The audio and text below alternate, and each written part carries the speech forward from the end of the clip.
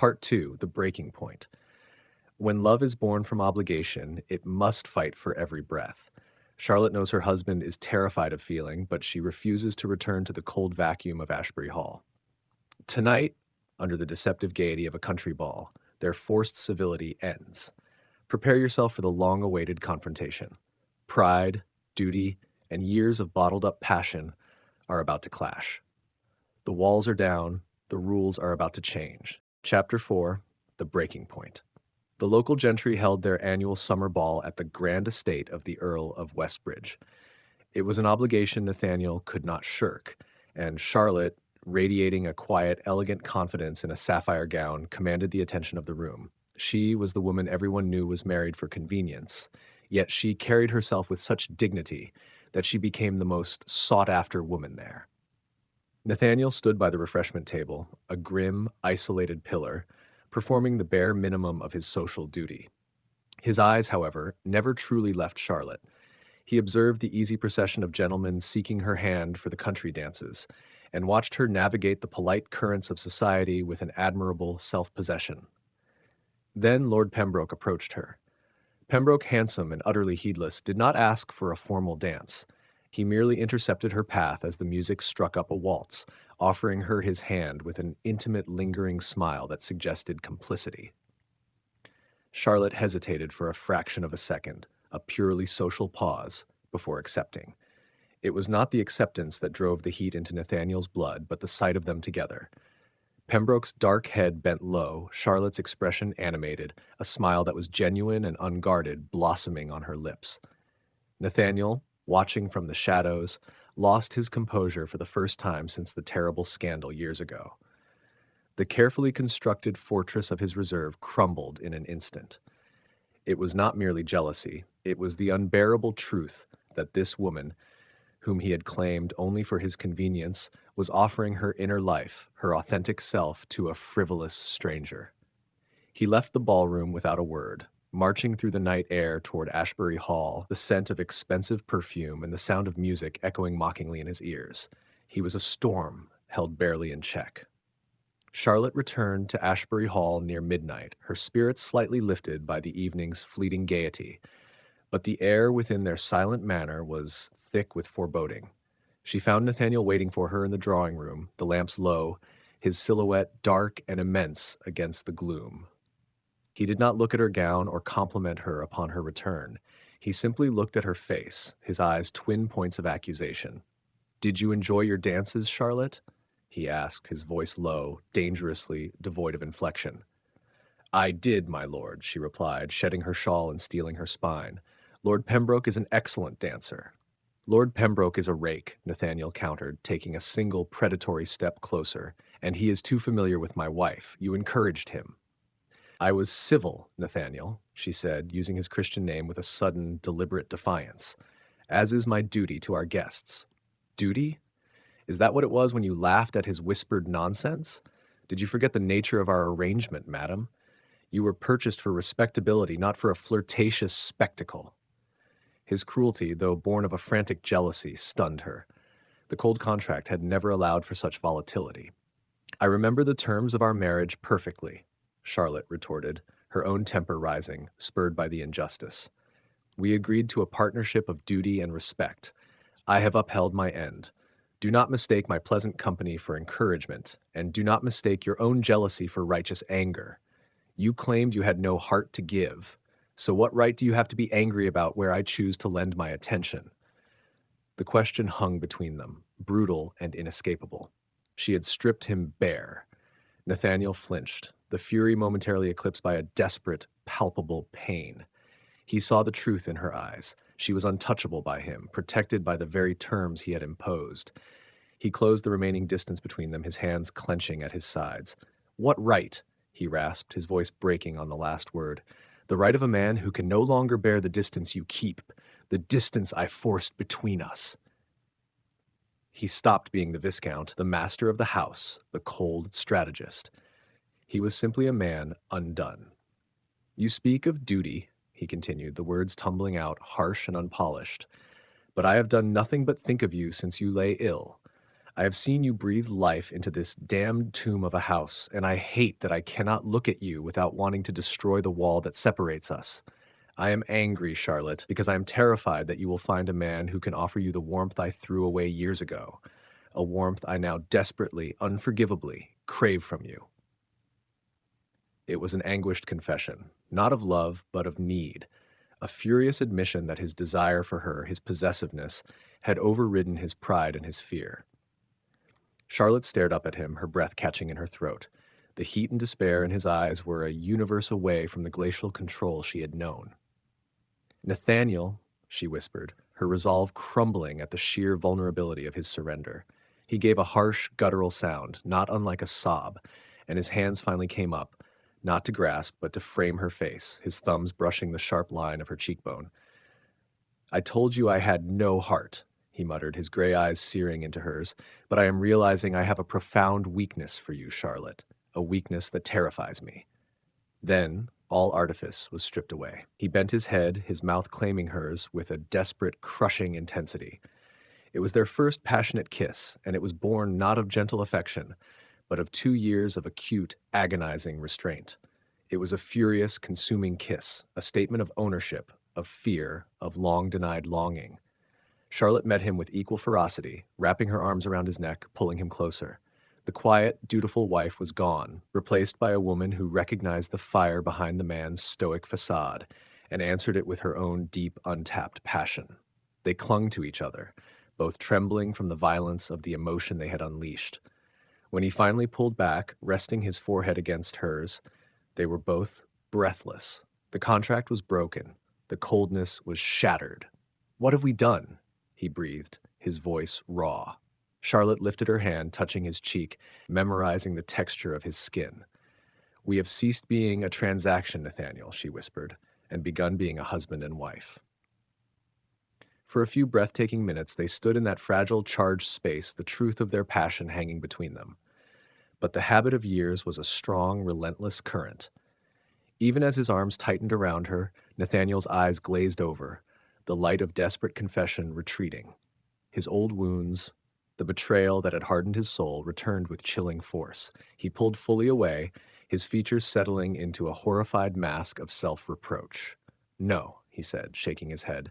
"No, this is wrong. This is what makes a man vulnerable. This is what leads to ruin." He looked at her, and his eyes held the fear that she too would eventually hurt him. He could not risk it. He had admitted his feeling, allowed himself to feel it, and now the terror of losing it, of being hurt again, was too great. Was too great. He retreated, leaving the passionate intimacy of the moment as quickly as he had allowed it to flare. He left Charlotte standing alone, breathless, staring at the closed door of his heart. "Charlotte, my love."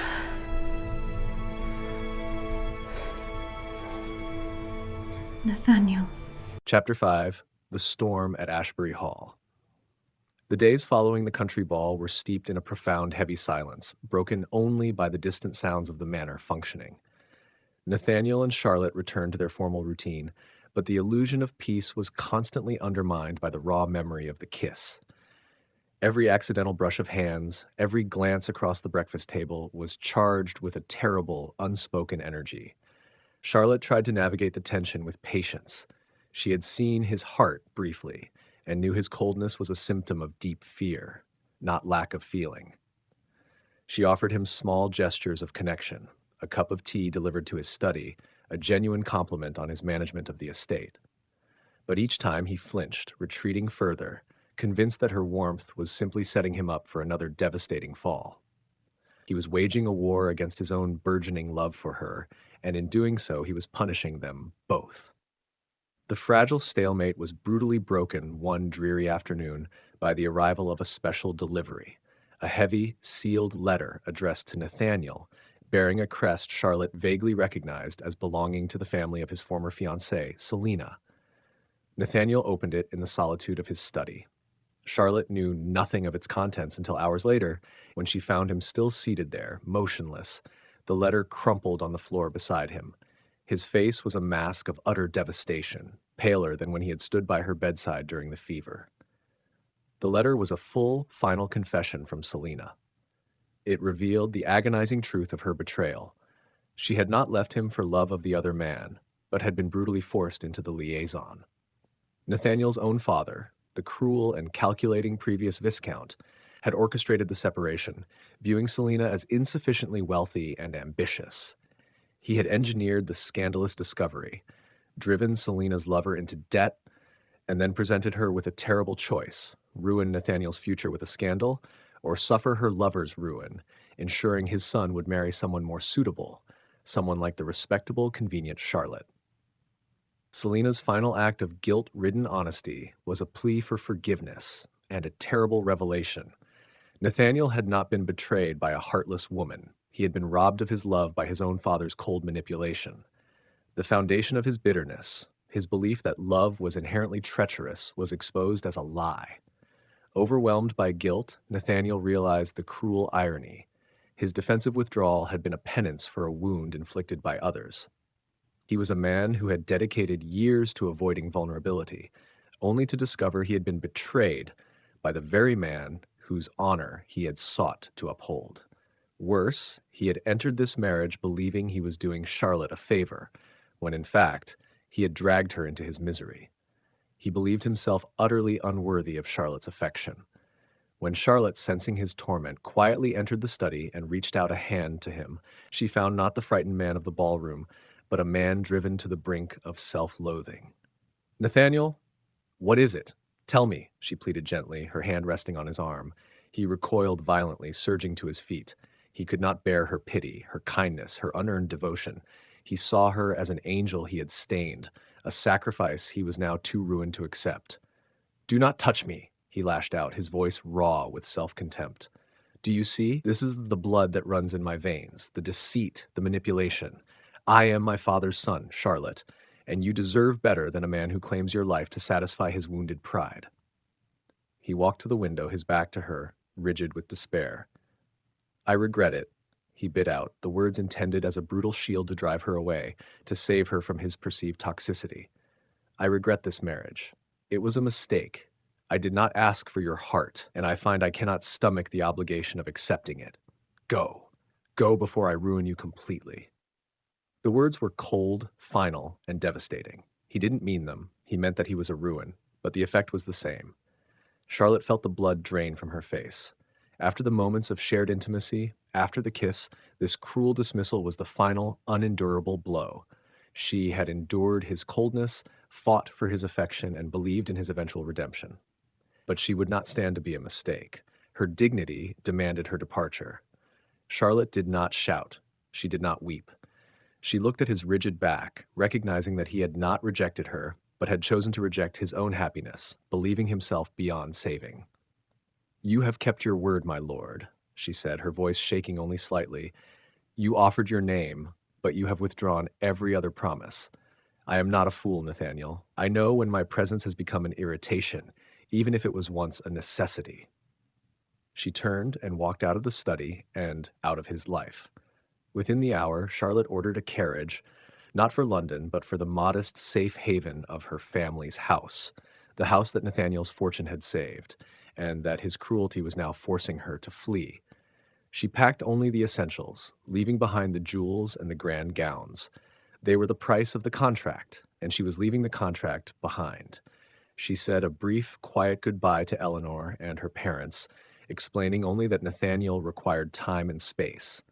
Only in her absence does Nathaniel realize the depth of his love and the ruin he's caused by denying it.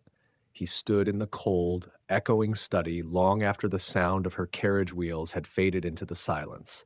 He finally sank into his chair, picking up the crumpled letter, then reaching for the place on his arm where her hand had rested. It was cold now. Utterly, irrevocably cold. He had believed the absence of love would ensure his safety. Instead, he had created a chasm of his own making, destroying the one true honest connection he had ever possessed. He had asked for her hand, and in his monumental pride and fear, he had violently thrown away the heart she had been offering him all along. Chapter 6. The Heart He Never Asked For. In the echoing silence Charlotte left behind, Nathaniel finally faced the magnitude of his ruin. Ashbury Hall, despite its returned light and revitalized gardens, felt suddenly colder than it ever had before. The rooms she had filled with life were now empty tombs of his own making. He wandered through the drawing room where they had shared their passionate, volatile kiss, then to the library, where her favorite volume of Austen still lay face down, abandoned. He saw the truth in every corner. He hadn't merely lost a wife, he had annihilated the only future he had dared to begin building. He was not a man built for solitude, but one who had desperately craved connection and, in his terror, destroyed it. Days later, the summer's calm broke into a tempest. A storm raged over the country, mirroring the furious, desperate turmoil in Nathaniel's soul. It was in this violent weather that he finally mounted his horse. He did not send a carriage. He did not write a letter. He knew words were cheap. He needed an act of desperate, undeniable contrition. He rode hard, battling the wind and the sheeting rain, heading not for the grand estates, but for the modest home of the Whitmores, the very place his money had saved and his pride had scorned. He arrived at Heathfield Hall soaked and desperate, appearing less like the formidable Viscount Ashbury and more like a man battered and broken by the sea. Eleanor, startled, ushered him into the small, warm parlor, where Charlotte was seated near the fire, trying to read. When she saw him, her expression was one of sad, deep finality. She did not rise. "My lord," she said, her voice calm but guarded, "you are ill-used by the elements. I will fetch you dry clothes." "Do not," Nathaniel commanded, his voice hoarse. He ignored the dripping water that pooled on the carpet. He walked across the room and, ignoring every rule of propriety, ignoring his noble blood and his years of rigid pride, he fell to his knees before her chair. Charlotte gasped, stunned by the absolute surrender in the gesture.